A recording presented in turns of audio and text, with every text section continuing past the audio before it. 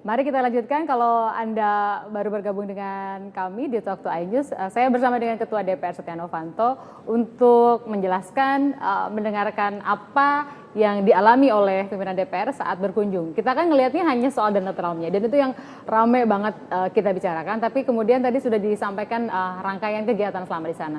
Sekarang kita akan masuk ke isu yang kemudian dibawa-bawa muatan politisnya, Mas. Kan DPR itu orang-orang politik semua.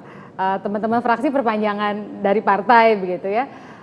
Nah, komentarnya juga muncul dari diantaranya teman-teman politisi yang partai pendukung pemerintah, kalau kita boleh sebut Koalisi Indonesia Hebat begitu ya. Padahal kan presiden ini dukung investasi, tapi kemudian dibilang bahwa pimpinan DPR selama di kunjungan kerja tidak bebas nilai, mestinya nggak begini, nggak begitu. Mas menilai seperti apa pernyataan politisi?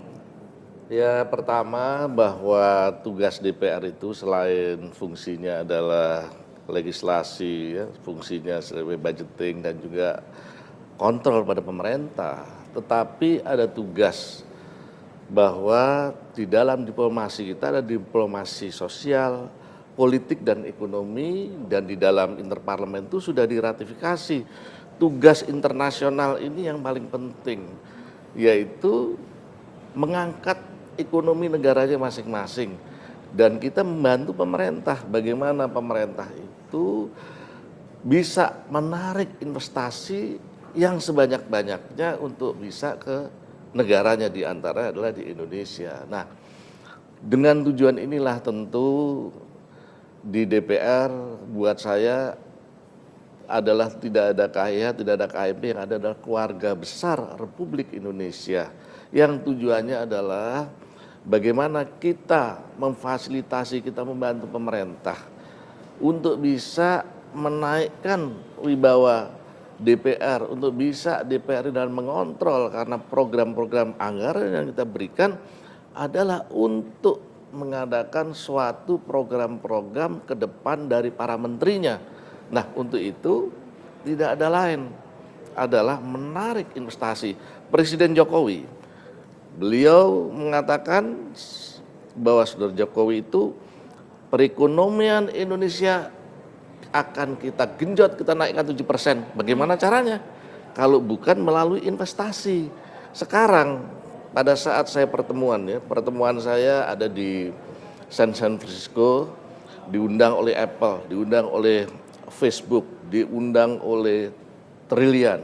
Dari situ saya ke Washington DC satu hari itu Mbak, jam 7, jam 8 Dubes sudah bawa 9 pengusaha dari Freeport, dari ConocoPhillips, dari Saint Morris, dari... Jadi jalan-jalannya nggak sempat? Nggak bisa, karena begitu karena itu... orang mikir kunjungan kerja tuh, jalan-jalan loh. Gimana, dari situ terus saya udah ada acara dengan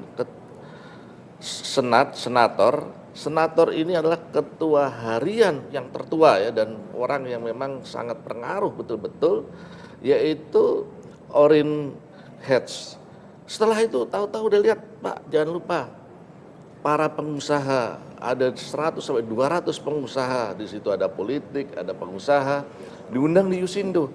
Saya harus menjadi pembicara, dan saya sampaikan tujuannya sampaikan masalah tadi, bagaimana parlemen. Oke.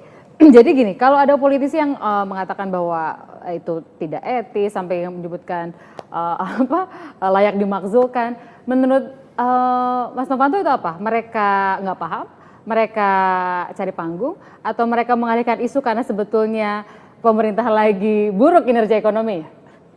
Saya tetap mengatakan bahwa pemerintah bukan tidak buruk, tetapi tentu Presiden Jokowi mempunyai program-program harus didukung oleh para menterinya, tetapi harus didukung oleh DPR sehingga perekonomian kita kuat. Jadi kalau DPR itu menurut pendapat saya adalah sudah kerja maksimal. Apapun yang disampaikan, bahwa saya tetap menghargai betul-betul DPR yang kerja siang malam. Jadi buat saya inilah kesempatan, masalah komunikasi yang harus disampaikan, yang harus diklarifikasi. semua tugas-tugas DPR pada saat keluar negeri, siapapun termasuk ketua DPR Indonesia dan wakil dan juga anggota harus menyampaikan apa yang direncanakan pada saat keluar negeri dan harus disampaikan pada publik. Jadi buat Mas Soemarto nggak masalah kalau ada sebagian teman politisi yang berkomentar begitu ya? Saya justru terima kasih, kalau ada kritikan tentu saya akan pelajari.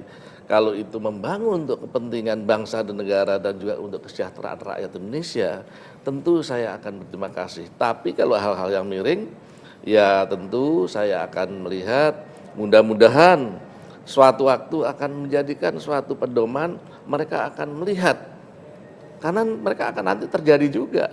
Ke luar negeri akan menghadapi demikian ya. Yeah. Jadi mereka lihat ini pembelajaran buat semua. Baik, isu lain selain ekonomi adalah suka tidak suka kita mengkaitkan Donald Trump, dia adalah bakal calon presiden dari Partai Republik. Sementara di Amerika cuma ada dua major political parties gitu ya, hanya ada Partai Republik dan Demokrat.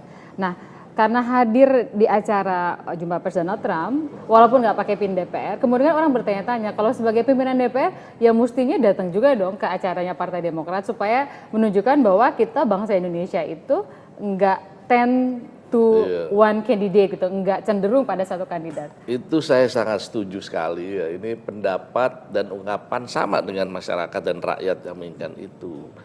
Hanya tentu harus disadari bahwa waktu saya itu begitu sempitnya, Mbak. Waktu itu juga ya ada pihak-pihak yang dari Hillary Clinton akan mengadakan untuk berusaha mempertemukan dengan saya.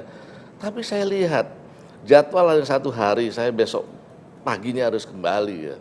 Terus saya harus ketemu John Boehner, ketua parlemen Amerika yang mempunyai pengaruh besar. Dia sebagai Republikan ya. Tetapi jadi ketemunya kebanyakan sama Republikan dong. Tapi jangan lupa si Corinna itu adalah dari Demokrat ya. Jadi saya pikir siapapun saya ketemu dengan pihak, apakah itu Republik, apakah itu adalah masalah kepada Demokrat, itu saya oke-oke saja.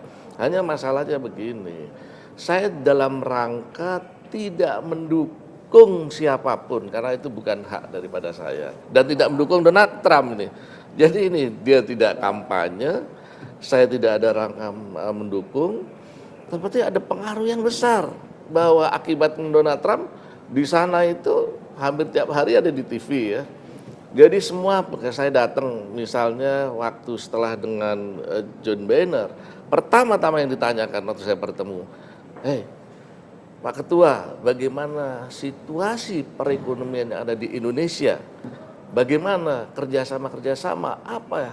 Bukan hanya bilateral, bukan hanya parlemen dengan parlemen, tetapi yang ditanya simple, itu yang berkaitan dengan tol laut, yaitu kita lagi diisukan oleh Presiden Jokowi mengenai tol laut, mengenai masalah maritim. Bagaimana? Saya bilang, memang negara saya 17.000 pulau, dia kaget.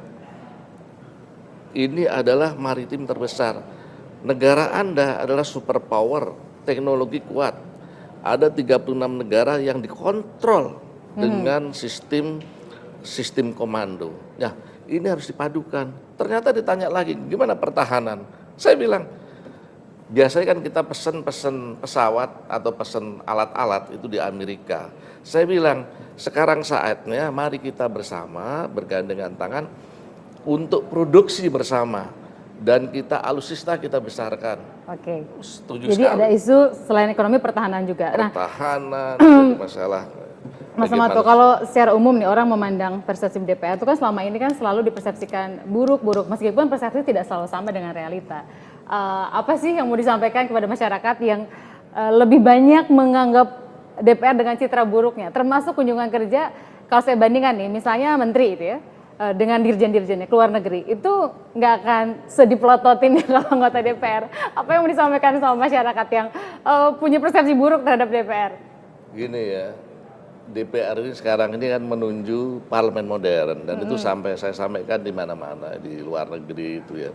Dalam parlemen modern itu kita semuanya itu membuka akses secara transparan mungkin, memberi informasi teknologi bahwa siapapun anggota DPR di seluruh Indonesia dimanapun yang kurang baik bisa dikoreksi di sana. Karena kita juga memberikan suatu aspirasi dari daerah untuk menyampaikan kepada kita. Tapi hal-hal yang tentunya kerja keras DPR ya, siang malam dia harus menyelesaikan legislasi dari pagi sampai malam, pulang jam 2. Belum lagi menyelesaikan agenda APBN negara yang harus kita selesaikan untuk menyelesaikan program negara, dan juga pemerintah harus menyelesaikan kontrol secara baik, kerja di mana-mana. Juga tentu saya harapkan pemerintah, saya harapkan juga masyarakat menilai hal-hal yang positif. Tentu mohon bisa ini diberikan hal-hal kekuatan kepada anggota DPR supaya ini bisa terus bekerja lebih baik.